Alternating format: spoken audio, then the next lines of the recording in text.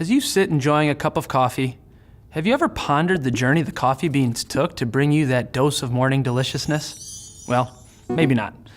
Those would be pretty deep thoughts that early in the morning. But let's think about that. Before you pour the coffee into your mug, those coffee beans had to be grown, harvested, hulled, dried, packed, shipped, roasted, packaged, and distributed. And that, my friends, is the coffee supply chain.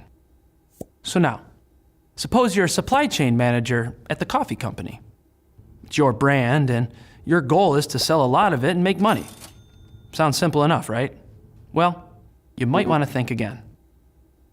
As the marketplace becomes more and more global, managing your supply chain becomes increasingly important. Your coffee might be amazing, but if you can't get it to the customers, you won't make your sales goals. Likewise, your production practices may be solid, but that doesn't matter if one of your key suppliers can't consistently deliver the goods as promised. Supply chains are becoming increasingly complex, so it's critical that everyone involved understands their importance to the process. Hi, my name is Mark, and I'll be your host for this series on integrated supply chain management.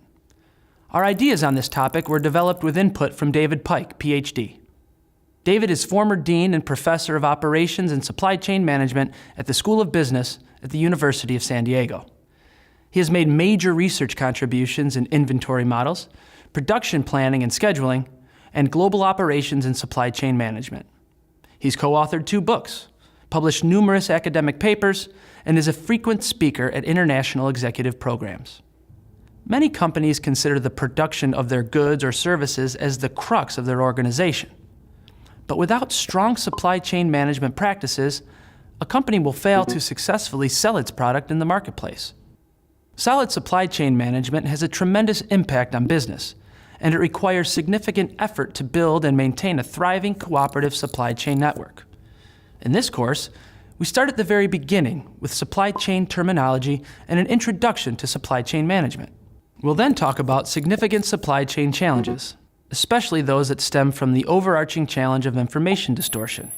And then, taking challenges a step further, we'll present issues encountered in supply chain management that require decisions to be made in the long, medium, and short term. Finally, to help you reach the point of effective integrated supply chain management, we'll discuss ways to improve supply chain efficiency, internally, within your own organization, as well as externally, with all of your supply chain partners. So why don't you go grab yourself another delicious cup of coffee and join us for our journey through supply chain management.